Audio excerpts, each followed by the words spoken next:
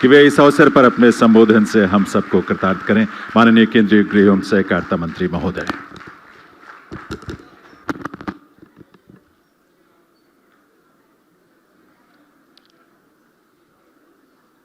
आज के इस अति महत्वपूर्ण कार्यक्रम में मेरे साथ मंच पर उपस्थित बंगाल सरकार के लोकप्रिय मुख्यमंत्री शुवेंदु अधिकारी जी, बंगाल सरकार के वित्त मंत्री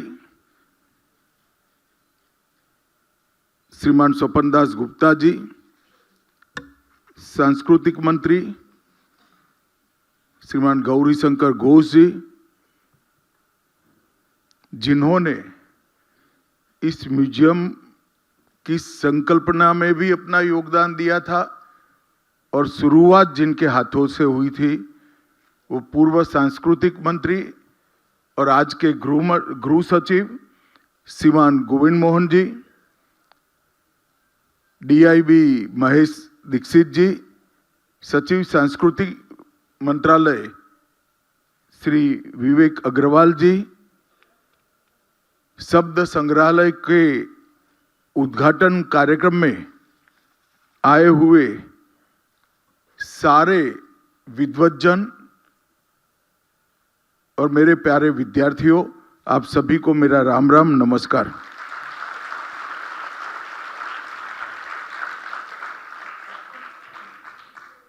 आज एक प्रकार से देश भर की भाषाओं के लिए और देश की संस्कृति के लिए बहुत बड़ा दिन है, क्योंकि आज देश के प्रधानमंत्री नरेंद्र मोदी जी ने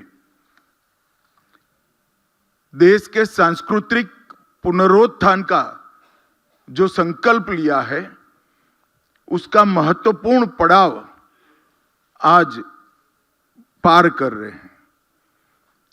किसी भी देश की, किसी भी प्रदेश की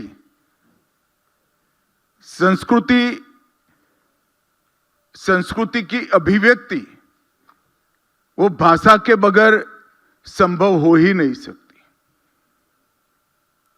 और भाव से उत्पन्न शब्दों के बगैर भाषा बन ही नहीं सकती है।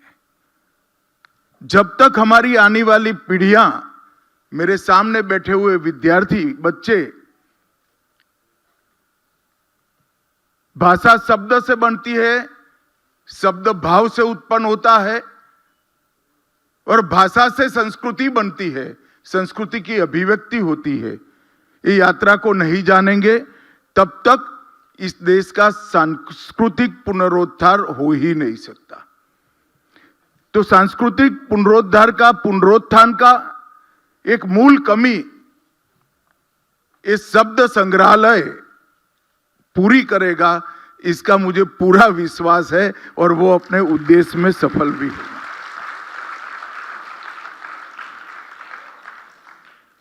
जब पाणिनि ने व्याकरण की रचना करी तब उनके किसी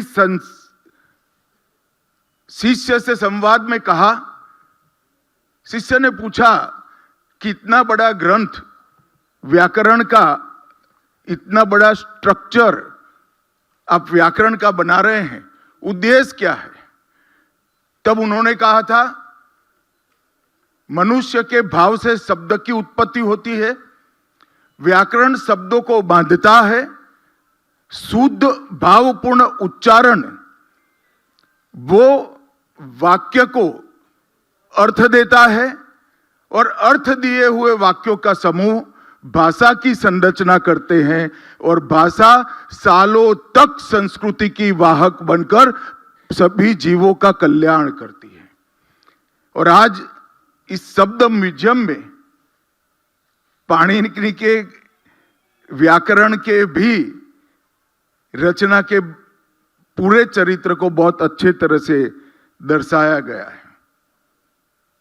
मित्रों, हम तो इस देश के वासी हैं जहां ऋग्वेद में कहा गया सभी दिशाओं से हमारे पास कल्याणकारी और शुभ विचार आते रहे, जो किसी से दबे नहीं, जिन्हें कोई बाधित न कर सके, और हम नई ऊंचाइयों के ऊपर वो विचारों के आधार पर हमारे समाज जीवन को ले जाएं। हमारे यहां संकुचितता का कोई भाव उत्पन्न हो ही नहीं सकता, क्योंकि हमारे विचारों की पद्धति में ही संकुचितता व्याप्त नहीं है। हम जब भूमि पूजन करते हैं, शांति मंत्र का उच्चारण करते हैं, तो पशुओं में भी शांति की कामना करते हैं, वनस्पति में भी शांति की कामना करते हैं, यहां तक कि ब्रह्मांड में भी शांति की कामना करते हैं। संकुचितता ये भारतीय संस्कृति का कदापि चिन्ह नहीं बन सकती, परंतु हमारा जो है इसको आगे बढ़ाना, उसमें शर्म नहीं होनी चाहिए। विशाल विचार, विशाल हृदय की व्याख्या इस तरह से कर दी गई कि हम दूसरों में गौरव लेते हो गए, हमारे को हम भूल गए। मैं मानता हूं कि शब्द म्यूजियम हमारी भाषाएं, हमारी संस्कृति, उसको चिरकाल तक हमारी आने वाली पीढ़ियों को शिक्षित भी करेगा, इससे संस्कृति का परिचय भी कराएगा और उनको जीने का रास्ता भी सिखाएगा। हमने कभी विचारों पर पहरा नहीं लगाया। श्रुति के साथ संवाद हुआ, दर्शन के साथ शास्त्रार्थ हुआ, और परंपराओं के साथ हमने निरंतर नवाचार को स्वीकारा है। और आज जब मैं पूरा म्यूजियम देखकर आया हूं, तब ओमकार से लेकर, शब्द की रचना से लेकर, व्याकरण की रचना से लेकर, श्रुति स्मृति से लेकर, पांडुलिपियों और शिलालेखों से लेकर प्रिंटिंग मशीन तक ये पूरा म्यूजियम शब्द की यात्रा को वर्णित करता है। मेरा संस्कृति सचिव जी से निवेदन है कि इसको अब आप कंप्यूटर और एआई तक भी पहुंचा दीजिए, जिससे हमारी भाषाएं पूर्णतया स्वीकृत हो जाए। हमने नवाचार से कभी परहेज नहीं किया, भागे नहीं है। हम ऐसे लोग हैं जो कुछ भी शुभ आया इसको स्वीकार किया और हमारे शुभ के साथ मिलाकर शुभ का प्रभाव बड़ा बड़ा बड़ा करते गए।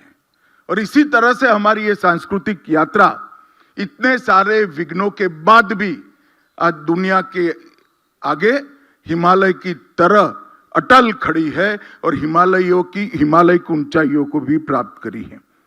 आज इस शब्द संग्रहालय भारत की बहुभाषी चेतना, ज्ञान परंपरा और जन स्मृति का एक प्रकार से सुंदर शब्दांकन करने वाला ये संग्रहालय बना है। इसका मुझे बहुत बहुत संतोष है। एक मस्त मोटी अमाउंट इसके पीछे खर्च की है, मगर मैं मानता हूं कि बहुत कम बजट है। संस्कृति मंत्रालय ने ये यात्रा को यहां से अधूरा नहीं छोड़ना चाहिए, इसको और पूरा करना चाहिए। और मेरा सौभाग्य है कि आज शब्द संग्रहालय जिसकी कल्पना नरेंद्र मोदी जी ने की, उसका पहले चरण का उद्घाटन करने का सौभाग्य आप लोगों के बीच में मुझे मिला है। बंगाल के अंदर अनेक प्रकार के संग्रहालय हैं और इसमें आज शब्द संग्रहालय, मुझे विश्वास है देखते देखते बहुत कम समय के अंदर अपना स्थान मजबूत कर लेगा और यहां पर आने वाले शब्द के साधक जो है वो निश्चित रूप से कुछ न कुछ प्राप्त कर कर जाएंगे। मित्रों, इस भवन का जो एक जमाने में बंगाल के गवर्नर का भवन होता था, इससे अच्छा उपयोग हो ही नहीं सकता। आज बहुत अच्छा हुआ है कि इस भवन को शब्द संग्रहालय के लिए चुना गया।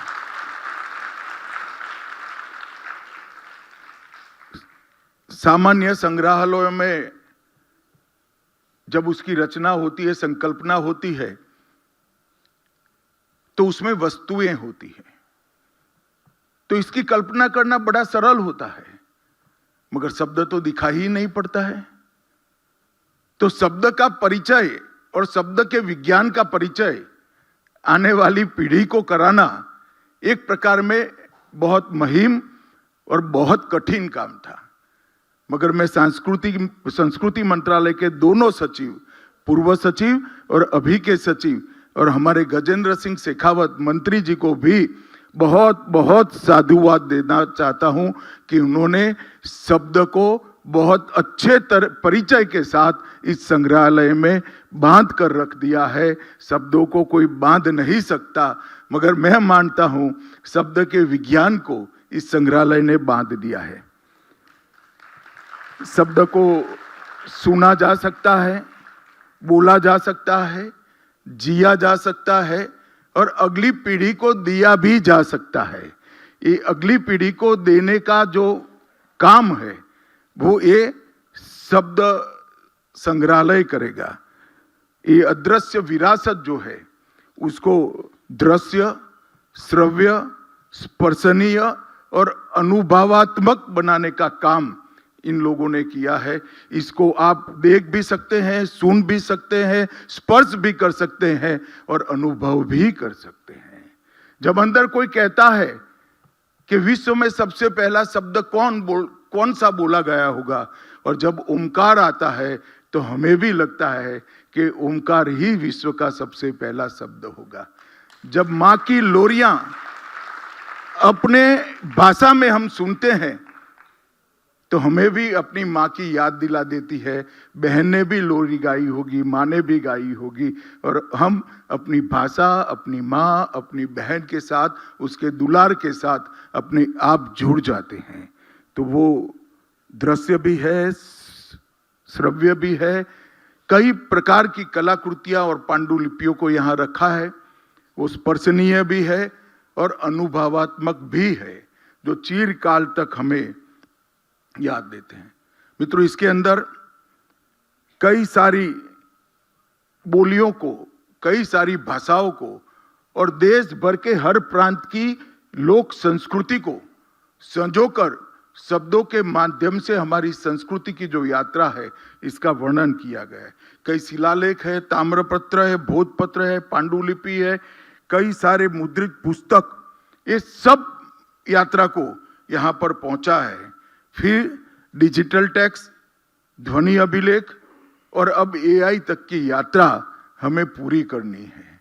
शब्द का कभी अंत नहीं हो सकता है। और ढेर सारी गैलरियों में मैं तो आश्चर्यचकित हो गया। मेरे देखने के लिए 5 मिनट रखे थे, मगर पूरा 28 मिनट तक मैं देखता रहा। और मैं आज इन्होंने इतना परिश्रम करा, उनको बताकर जाता हूं। मैं 2.5-3 घंटा निकालकर ये पूरे शब्द म्यूजियम को जरूर देखना चाहूंगा, ये मेरी इच्छा है। गैलरी को बहुत वैज्ञानिक तरीके से हर गैलरी का सृजन कर गैलरियों के योग से इस म्यूजियम को बनाया गया है। ओरिएंटेशन स्पेस जो है उसमें भाषा की उत्पत्ति से शुरुआत की है। पहला शब्द मिथकों, लोरियां, संवेदनात्मक अनुभवों के माध्यम से भाषा के विकास को समझाने का प्रयास किया है। मातृभाषा के प्रति हर व्यक्ति का लगाव होता है, होना भी चाहिए। मातृभाषा के प्रति लगाव को सिर्फ भावना न रहे, उसको हमारे चरित्र का हिस्सा बने, ये बोध भी यहाँ आकर हमें होता है कि हम भारतीय समाज के नाते भूषा तो भूल चुके हैं। मैं वेशभूषा की बात करता हूँ। भूषा तो भूल चुके हैं, हम भाषा भी न भूल जाए, वो आत्मबोध यहाँ आकर हमें मालूम पड़ता है। नवरस को भी अनेक भाषाओं के अंदर अलग अलग रसों की अभिव्यक्ति को यहाँ बहुत अच्छे तरीके से ढाला गया है। भाषाओं की समय रेखा, जो भाषा को विज्ञान मानते हैं उनको समझना चाहिए कि विज्ञान सहजता से विकसित हुआ विज्ञान है। भाषा साइंटिफिक जरूर है, मगर वो रिक्वायरमेंट के आधार पर विकसती गई है, सहजता से विकसित हुई है। और भाषाओं की समय रेखा जो यहाँ पर एक गैलरी बनाई है, उसको जब आप देखेंगे तो आपको जरूर मालूम पड़ेगा कि बहुत साहजिकता से भाषाएं विकसती गई है, इसीलिए स्वीकृत बनी है।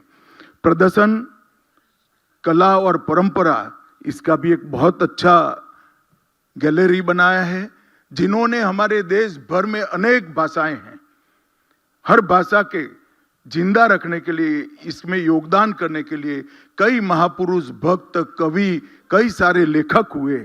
उनके लिए भी उनकी श्रद्धा सुमन अर्पित करने के लिए एक गैलरी बनाया है। वैश्विक संवाद और हमारी भाषाओं का वैश्विक प्रभाव, हमारे साहित्य का वैश्विक प्रभाव, आप एक उंगली रखोगे तो दुनिया का कोई भी देश हो, हमारी भाषाओं का दुनिया की सभ्यता के विकास में क्या योगदान है वो आपको मालूम पड़ता है। और सार्वजनिक पुस्तकालय आंदोलन जो सांस्कृतिक मंत्रालय चलाता है, संस्कृति मंत्रालय चलाता है, उसको भी यहाँ परिचायक रूप से रखा गया है।